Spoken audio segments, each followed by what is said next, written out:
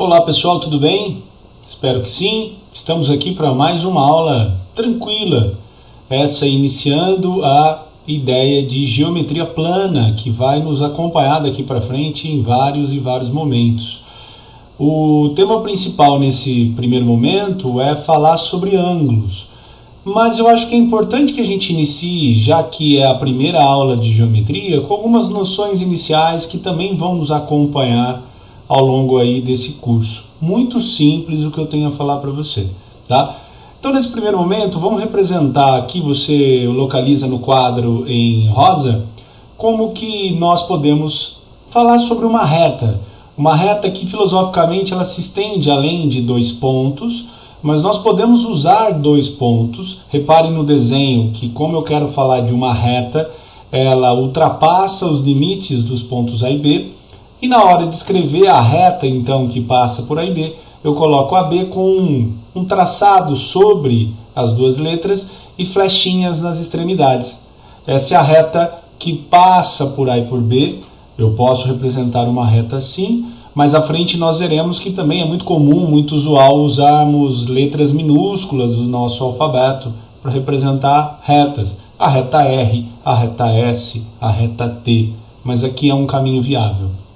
Outra coisa importante da definição inicial é falar de semirreta, que após a reforma ortográfica ficou ali, você observe, com dois R's, semirreta, tudo junto. Semirreta tem começo e não tem fim, ela se inicia num ponto e ultrapassa um outro na hora da representação. Então aqui eu trouxe a semirreta AB, ela começa em A, tem origem em A, passa por B e vai embora. Na hora de escrever, AB com uma flecha em cima, começando em A, não tem extremidade de flecha em A, como ela passa por B, a flechinha fica ali junto do B. Outra coisa que a geometria que a gente estuda na escola faz muito é medir segmentos, comprimento de segmentos, tá? Então vamos falar de como se representa um segmento AB. Segmento tem começo e tem fim, por isso que tem medida. Diferentemente de reta, que não dá para medir porque não tem começo e nem tem fim, se estende nas suas direções e sentidos. A reta. Segmento não, começa e termina. Para escrever segmento AB, como está aqui selecionado em rosa, veja, é o AB com um traço em cima. Repare na diferença na representação do segmento AB para a reta AB. No segmento começa e termina entre A e B. E embaixo um exemplo de como que eu falo da medida do segmento AB. Eu tiro o traço de cima. Enquanto na representação de segmento AB eu ponho um traço, na hora de falar da medida dele, por exemplo, 3 centímetros, eu tiro o traço, para falar que AB é igual a 3 centímetros. Beleza? Então são as formas de representar aí essas entidades iniciais em geometria plana, coisa que a gente vai tratar a partir de hoje. Bom, vamos àquilo que dá nome ao nosso estudo, ao nosso momento. Vamos falar de ângulo. Qual que é a definição de ângulo? É assim, ó, pense um ponto e duas semirretas de origem nesse mesmo ponto, ok? Eu tenho a semirreta OA e a semirreta OB. Por definição, ângulo é a menor abertura entre duas semirretas de mesma origem. A menor abertura entre duas semirretas de mesma origem. Agora veja o complemento do texto. Salvo menção contrária. O que quer dizer isso?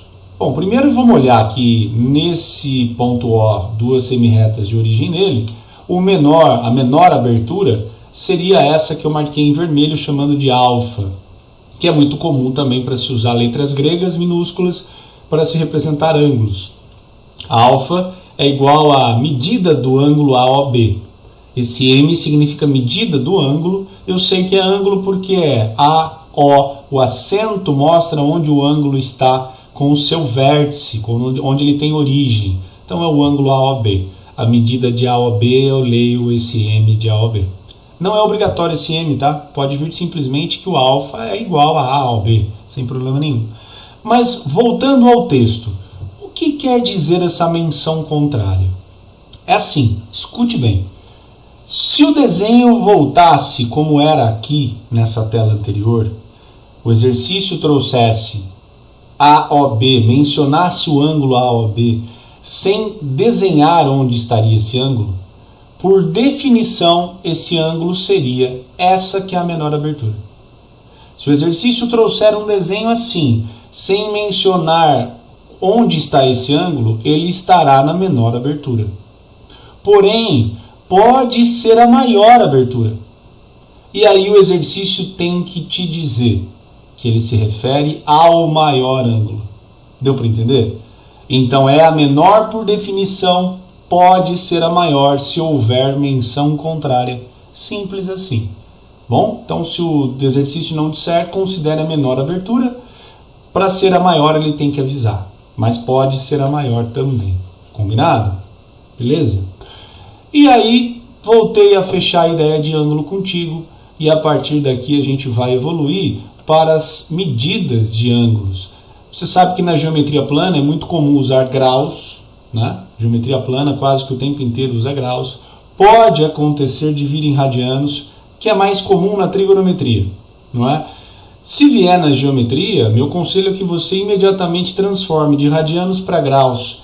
E a tabela que converte, nem precisa chamar assim, mas a relação que converte é que 180 graus correspondem a π radianos.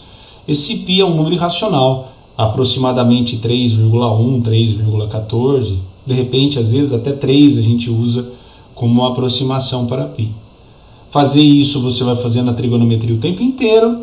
Agora, por exemplo, um ângulo de 60 graus em radianos, 60 graus é 180 dividido por 3. Então, se 180 era π e 60 graus é 180 divididos por 3, então 60 graus em radianos é π sobre 3. Tá? Você sabe bem da trigo também que nem é necessário escrever rad após o π sobre 3. Quando você não coloca nada ao final da escrita, você está falando em radianos, no contexto de ângulos. Portanto, toda vez que você for escrever um ângulo em graus, coloque a bolinha. Tem que pôr a bolinha para dizer que o ângulo é em graus. Não colocar nada pode fazer sentido.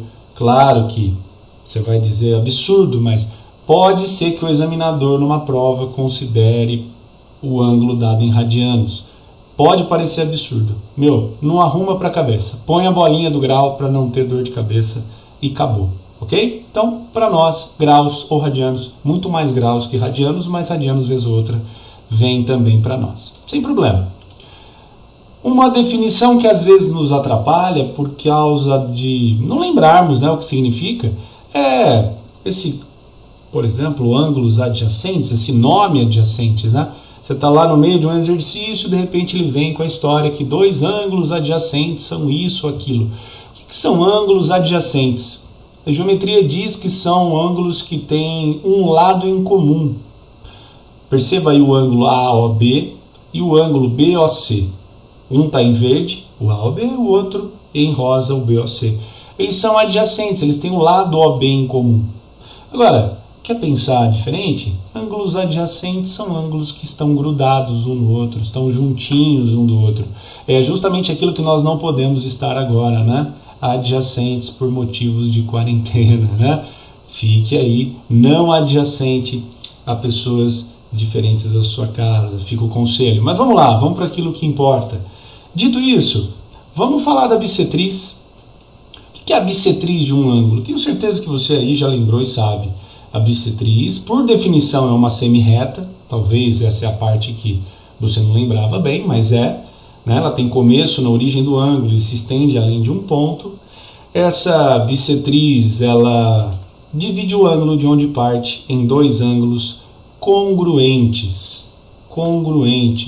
Essa bissetriz, então, serve para a gente dizer que o ângulo AOP tá vendo esse igual com um tio em cima? É o símbolo de congruentes. POC. O ângulo AOP é congruente ao ângulo POC. O que quer dizer congruentes? Tem mesma medida. São ângulos iguais em medida. Tudo bem? Mais para frente eu falo mais sobre a bissetriz. Ela, além de dividir o ângulo em duas partes iguais, vou te dar uma informação, é spoiler, nem tem nada na tela, é só para você já tentar lembrar se é que você lembra. A bissetriz também é aquilo que nós chamamos de lugar geométrico. A bissetriz é um conjunto de pontos que tem uma determinada propriedade. Isso é o conceito de lugar geométrico. conjunto de pontos que tem uma determinada propriedade. Qual é essa propriedade? Ouça. Qualquer ponto sobre a bissetriz está sempre a uma mesma distância da semirreta OA com a semirreta OC. A distância desse ponto P, por exemplo, de P até a semirreta OA, essa distância é igual à distância de P à outra semirreta OC. Tá? Mais à frente a gente fala mais sobre isso, eu te mostro mais sobre isso. Por hora fica só essa fala. A bissetriz é um lugar geométrico tal que a distância entre qualquer ponto dela até os lados do ângulo sempre iguais. Essas distâncias são iguais, tá bom? Mais à frente a gente fala mais. Muito bem, e aqui uma parte muito simples, é mais um resgate. Isso é um resgate mesmo. Ângulo agudo é um ângulo que está entre 0 graus e 90 graus. Não é? Tem ali a representação já do que é um ângulo reto, esse quadradinho com uma bolinha dentro, ó. Ângulo reto, parece demais na geometria. Não é? Então, toda vez que pintar esse símbolo num desenho, num triângulo, num quadrilátero, enfim, o ângulo mede 90 graus. O agudo é menor, então, é entre 0 e 90. Há também o ângulo obtuso, é um ângulo maior que 90, menor que 180 graus. E nós temos também o chamado ângulo raso. Ele começa e termina em cima de uma mesma reta. É uma metade de volta completa em torno de um ponto. Né? É uma meia volta no entorno de um ponto. Começa e termina numa mesma reta. A volta completa em torno de um único ponto, 360 graus. Né? Bem facinho. Muito bem. E agora, o que tem para nós? Que já é a parte final dessa teoria sobre ângulos. A gente vai falar de dois tipos, três, pensando dois ângulos, aí sim, são três classificaçõezinhas sobre dois ângulos. Pense comigo dois ângulos alfa e beta. Se a soma das medidas de alfa com beta resultarem em 90 graus, eu digo que esses ângulos são complementares. Então, ângulos complementares são ângulos cuja soma dá 90 graus. Tá bom? Então, se eu falo para você num ângulo de 30 graus, o seu complemento é 60. Se eu falo de um ângulo de 45 graus, o seu complemento é 45 graus. Se eu falar num ângulo maior que 90, ele não tem complemento, tá? Tipo, um ângulo alfa de 100 graus. Qual o seu complemento? Não existe. Na geometria plana, não há ângulos negativos, ok? Não há. Lá na trigonometria do ciclo trigonométrico, num momento muito específico, tem. Aqui não, lá vai ter, você vai entender no momento oportuno por que lá tem. Na geometria plana, não, tá? Tem também o par de ângulos suplementares. São ângulos cuja soma dá 180 graus. Combinado? Então veja ali, o alfa e o beta vão somar 180. Não necessariamente cada um deles mede 90, né? Bobagem. Se eu te falo de um ângulo de 30 graus, o suplemento de 30 seria 150. Se eu falo de um ângulo de 100 graus, o suplemento é 80. Se eu falo de um ângulo de 170 graus, o suplemento é 10 graus e assim vai. Eu citei a trigonometria ao longo dessa aula. Em vários momentos há propriedades na trigonometria sobre pares de ângulos complementares e suplementares, tá? Num triângulo retângulo, você vai ter dois outros ângulos agudos que são sempre complementares. Num triângulo retângulo, você vai ter sempre um ângulo reto e dois outros ângulos que são complementares. A soma deles vai dar sempre 90 graus. E você vai ver na trigonometria, se é que já não viu, que o seno de um desses ângulos é igual ao cosseno do outro. Que o seno de um é igual ao cosseno do outro. Que a tangente de um é o inverso da tangente do outro. Tá? E há também relações para seno, cosseno e tangente de ângulos suplementares. Tá? Mas isso a trigonometria vai contar para você. E a última ideia, falar sobre ângulos replementares. Para fechar, são ângulos cuja soma dá 360 graus. A volta completa em torno de um ponto. Tá? Volta completa, 360 graus. Ângulos que somam isso são ditos ângulos replementares. Tudo bem? Então, um assunto tranquilo para começarmos bem a geometria plana. Você que sente desconforto na geometria, é a chance de começarmos bem, tá bom? Espero que isso aconteça.